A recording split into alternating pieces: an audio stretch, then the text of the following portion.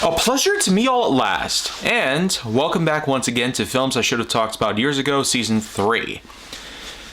And now, I feel like I'm about to talk a bit about another Titanic-related film.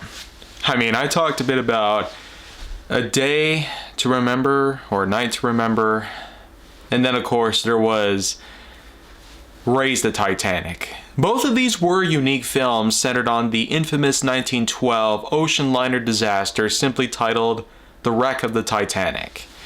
And wouldn't you know that there have been many more films released since then? I guess you could say while A Night to Remember was a bit of a serial-related film that kickstarted a franchise and acted like the grandfather of which, Raise the Titanic, I feel like, from then on out, especially since the Titanic's discovery in 1985, led to a lot of films circumnavigating the disaster, as well as a lot of more fictionalized variations of the Titanic. So you could say it's a franchise in its own right. And while there's a lot of other examples out there, I mean, there's a lot of documentaries surrounding the Titanic, like The Titanic 100 Years Later, as well as a National Geographic special, in which they create possibly the most accurate simulation of the wreck as it took place in 1912. But this, of course, was in 2012, the full 100-year anniversary of this exact accident. However, when it comes to many of the different films relating to the Titanic that I have talked about, I feel like that Titanic 2, which we call it a sequel or anything of the sort, but really what this is essentially a Titanic 2.0, a new ship made in honor of the original Titanic from 1912. It of course was created by the likes of the White Star Lines, but in this instance, Titanic 2 is an entirely different ocean liner that, much like the original, it suffers some of the same old problems that it dealt with the first time around. Its ancient ancestor, if you will, was of course sliced by an iceberg, allowing 5 bulkheads worth of water to fill up. Well, in this case though, we at first get the start of the film, which showcases a few girls as well as a helicopter whirling by, and eventually there's talks of a man known as Hayden, whom is proud to unveil a brand new ocean liner to the world, the Titanic 2. Made in direct honor of the many lives lost in 1912 after the original Titanic had sunk in the North Atlantic Ocean, Titanic 2 is proud to take on a voyage of her own, much like the original. However, on the night of which that it occurs, a number of things go wrong.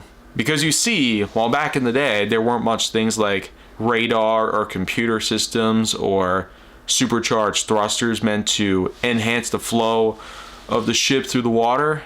It was a lot of the usual mechanical components like steam generators, coal stoves, propellers, and of course a lot of the old-fashioned stuff that existed back in the day, whereas Titanic 2 operated a little bit differently, mainly using computers as a means to steer as well as to regulate the amount of speed that it travels.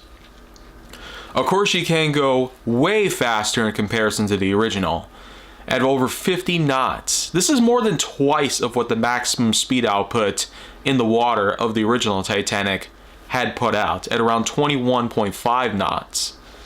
But still, the inevitable eventually comes along, because we know that with the original Titanic, that ship sunk as a result of sideswiping an iceberg that had flown pretty far from the Arctic Circle in the north. But, lo and behold, a similar predicament happens. But the iceberg in this case is swept further out to the ocean because of a tsunami that occurs. And when they least expect it, they get hit by the iceberg. And unlike with the original, the impact is even more devastating, as the iceberg is basically repeatedly slammed into the side of the Titanic, not only allowing a lot of water to get in, but in conjunction to the original, in which that a 2-hour time lapse had taken place before the ship finally submerged down into the depths of the North Atlantic, we instead have ourselves about a 30-minute window before the submersion occurs. Even the captain of Titanic 2 is rather appalled by history supposedly repeating itself. But when you least expect it, though, unlike with the original, in which that they didn't have many ways to communicate with each other other than a telegraph or signal flares, well, in this film, they do give us the best possible options. They have beacons made specifically to alert the United States Coast Guard, and the Coast Guard themselves do become heavily involved in this whole thing. Not only as a means to rescue some passengers, but even to go find Hayden, the man responsible for the ship entirely. He was not only responsible for owning and operating the ship, but he also was one of the men who designed it. So you could say that this was his ship, even with the captain truly being in charge of this voyage through the ocean. Well, in any case, though, there are a few other faces that we do have to get to know, though. There's not only Hayden that we have to get involved with, but there's also Amy and Kim, whom of course are both nurses working down in the infirmary, whom unfortunately end up in a bit of a wreck. While Amy is barely able to get her way out of there, her partner, Kim, unfortunately, barely escapes with severe pain, most likely because of a massive wound in her chest. But thankfully, with the credit card and some tape that they get from the infirmary in which she's trapped in, they're able to get her out safely. Hayden and Amy are mostly the big lucky survivors of this whole predicament. Because even though Amy's father, one of the men responsible for the Coast Guard operations of the rescuing of the Titanic's survivors comes into play, the real big twist starts to happen when another tsunami comes around and it threatens to wash away the lifeboats.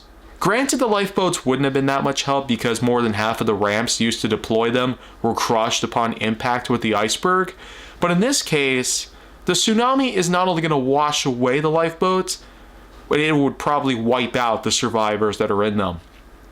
That's how powerful it is. It's probably like that of a rogue or freak wave, by all means. Well, in any case, though, Amy and Hayden are practically in quite a rock and a hard place. Probably both. What they need to do is they need to go down to the scuba diving room. Basically, this room is supposed to contain gear that can allow for them to swim into the water and potentially reach the surface before the ship sinks. All in all, they do try to get their way over there.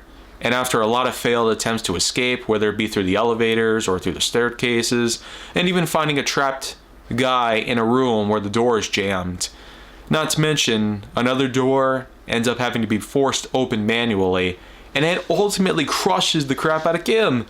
Holy crap. I mean, she was already badly wounded. Suffering, if you will. I guess this door crushing on her body, at the same time, it seemed like a fitting ending for her, knowing that she would have suffered really badly, or possibly even died on the ship because of her injuries. They were rather severe. But at the same time, though, it's just important to note that her death supposedly would be in vain if Hayden and Amy didn't keep on moving, because these two are rather important figures. You could say it's sort of like with the Twister films or Jurassic Park films. There's always a male and a female character who cross paths with each other and eventually have to work together using whatever skills they have and whatever they know in order to escape from a certain situation. But all that happens here is that by the end of the film, Hayden and Amy are now trapped in a locker in which she's bundled up in gear while he is not. Hayden unfortunately would succumb to drowning, while Amy would manage to get out of there with scuba gear intact. She would be able to breathe underwater for some time, eventually being found by her father and other Coast Guard members. When they manage to find Hayden's body, Amy proceeds to try and do CPR on him, and it goes on for a little while. I guess you could say she was desperate to try and bring him back, but it doesn't work. So Hayden unfortunately dies at the scene, and that's pretty much all we're left with. Now, as disappointing as a number of different things are around here, the film entirely, not just including the ending in which our main character, Hayden, could have been brought back from the dead, but apparently not. Unlike many other films in which that revival was a success. I will have to say that Titanic 2 takes a lot of nerve to make a sequel out of such a big masterpiece, like when James Cameron made his own film about the Titanic. Just think, this was only 13 years apart. And being that we've had a lot of sequels that took around 13 years to complete and be released to the public, theatrically for the most part, I will say Titanic 2 at least gets a bit of benefit of the doubt, by all means. So with that in mind, we'll go on ahead and give it a 6.1 out of 10.1. I definitely don't consider this as great of a film as one would have possibly suggested, because I really am a fan of the idea of creating another Titanic, but just the idea that history itself has taught us we don't really need to create a new Titanic to try and bring forth a more positive legacy, because chances are trying to create a 2.0 out of something 1.0-ish won't really end well. It's probably no wonder why certain times many people will agree that sequels just don't do any better than the original, let alone possibly have any better value in the box office or critics. This, of course, doesn't just correlate to film either. It can relate to books or video games, many other things. And some people out there might even think if somebody decides to recreate the Titanic film James Cameron made, or 1958's A Night to Remember, or otherwise, we'll just have to see what they can possibly dream of. Well, I feel like that covers everything for today's piece, so I'll come back with more material starting tomorrow, and I feel like I'll probably do more than just talk a lot about the Titanic, because there's just a lot of other films out there, and I feel like I've pushed myself a little too hard. So, if you want to see more, go down to my channel, make sure to like, subscribe, comment, follow me wherever you can find me, and stay on the Hollywood side.